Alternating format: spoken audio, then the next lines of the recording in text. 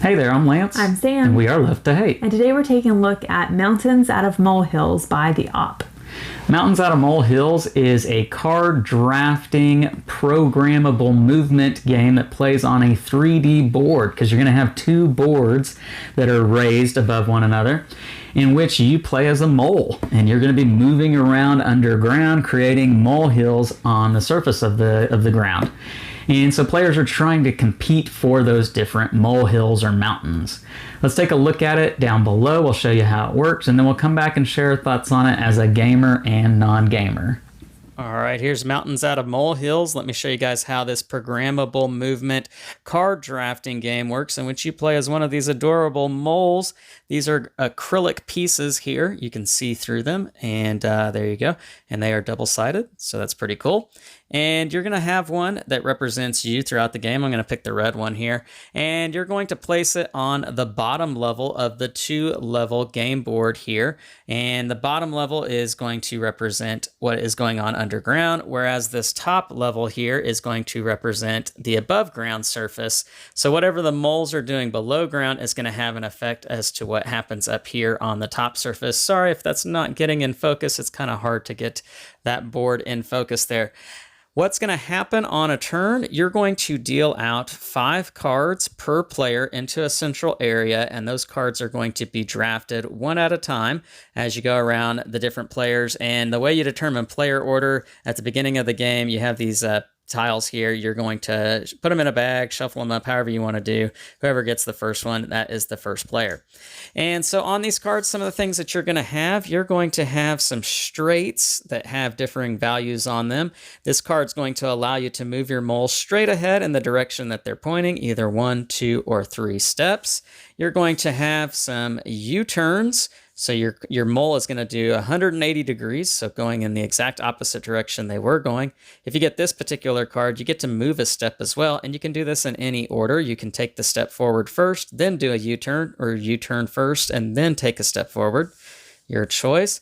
You're going to have some cards that allow you to turn. So you can turn left and move a step, or move a step and then turn left. Same thing with this card, except it's right. Or you can turn left or right, but no movement attached to that card.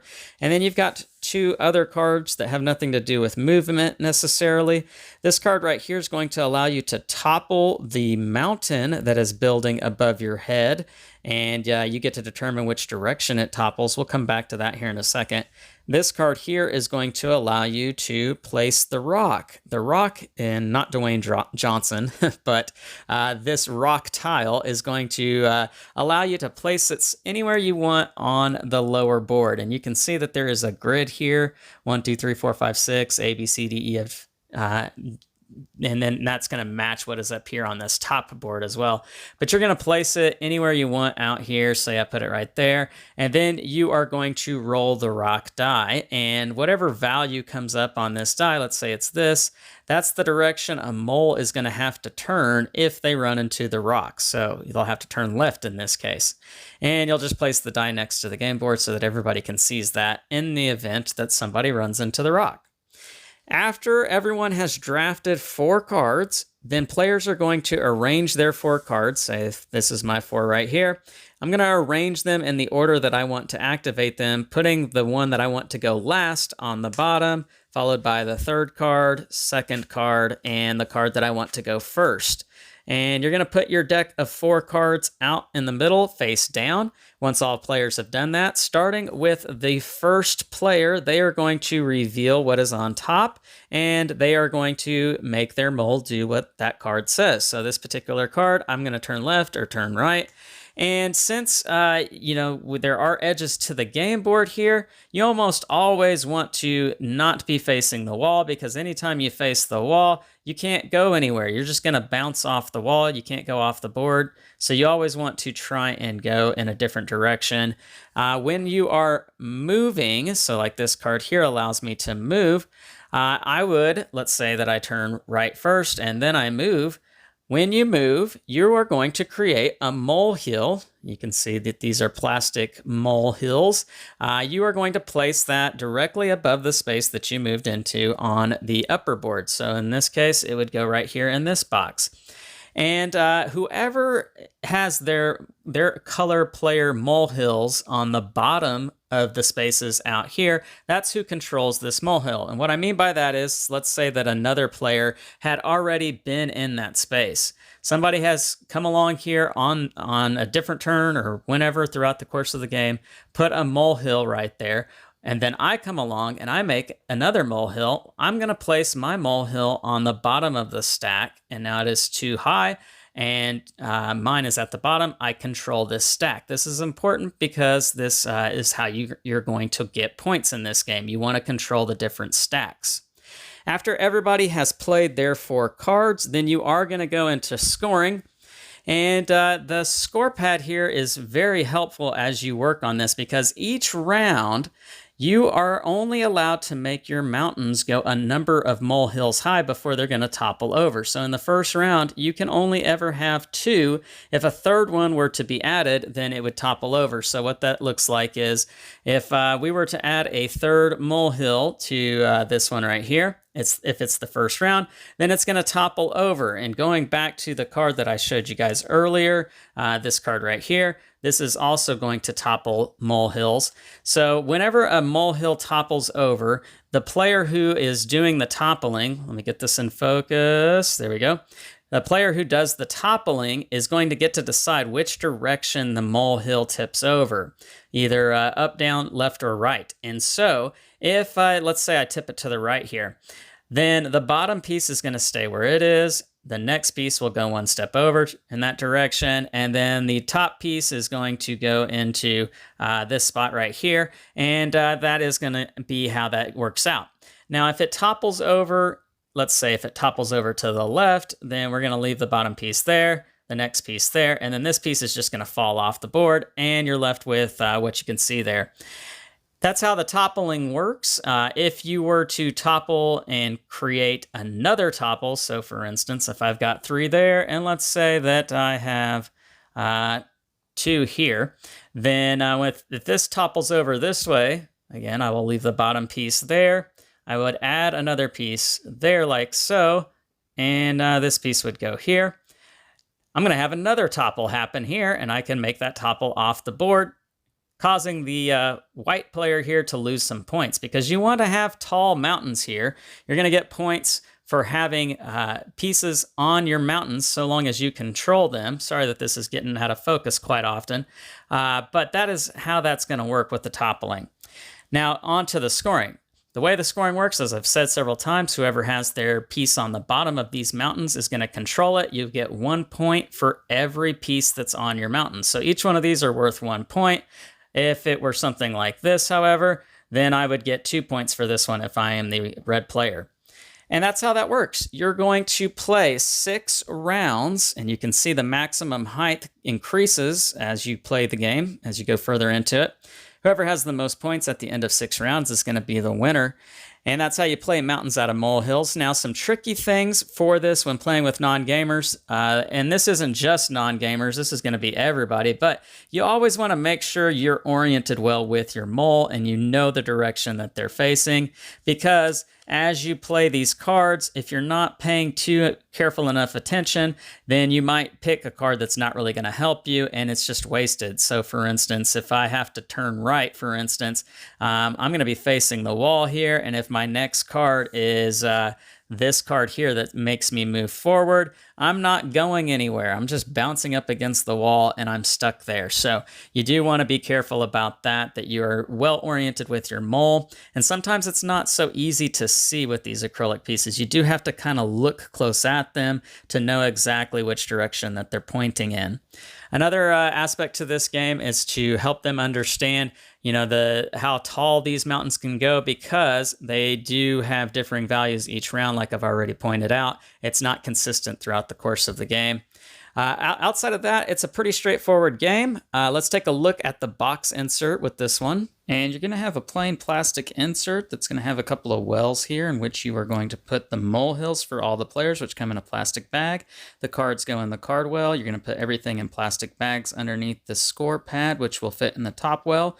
You're going to put the 2 boards on top of that, and then you have the rule book that goes on top of it. This insert works really well. And there you go. That's how you play Mountains Out of Molehills. Let's go back up top and share our thoughts on this one. And we're back. And normally Sam and I would show you some gameplay footage of a game between ourselves. However, we did a playthrough video on this game. So if you want to check that out, click the eye in the top right corner and it'll take you to that video. Right now we're going to share our gamer and non-gamer thoughts on this game.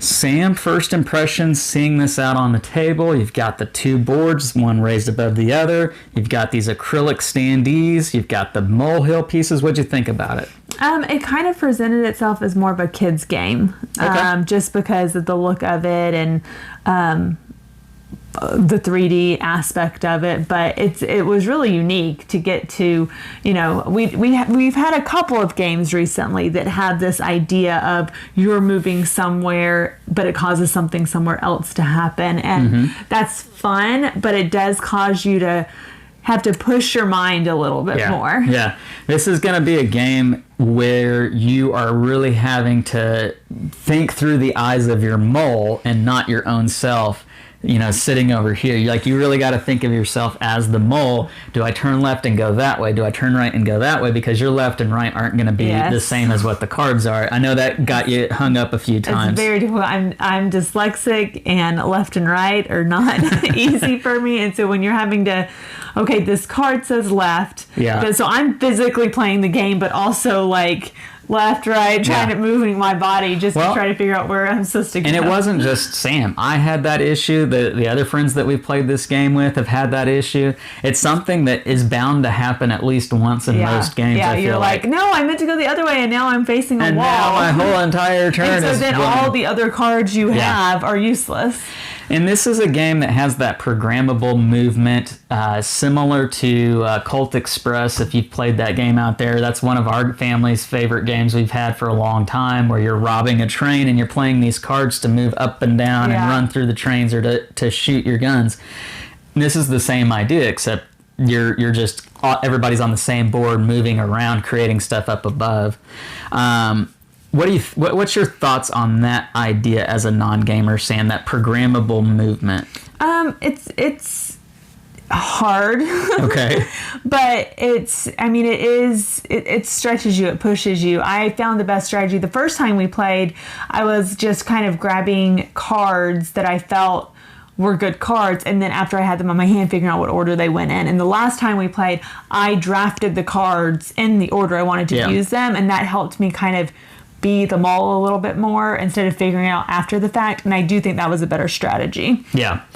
I think this is going to be one of those games where there's going to be some people, and it's not just strictly gamers or non-gamers necessarily, but there's just going to be some people who are able to think in that programming mindset a little bit better than other people will be. Yeah. And so that programmable movement mechanic in this game is going to come more natural to them, and then there's going to be those that just really struggle with that.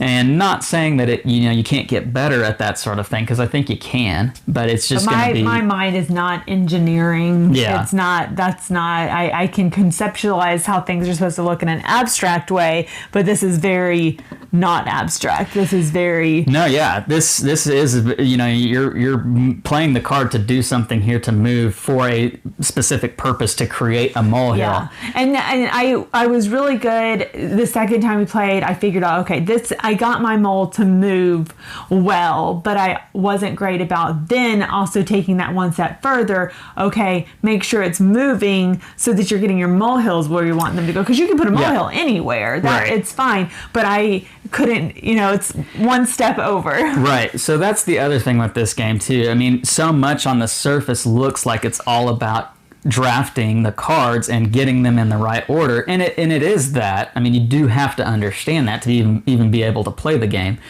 But then comes the actual strategy of the game, and that's what takes place on the upper level, trying to get those molehills, those mountains. Yeah, I came because last. There's the strategy of, do I just want to spread my molehills all over the place, even though there might be little tiny molehills and only get me 1 point, or do I want to try to steal other people's molehills? Yeah.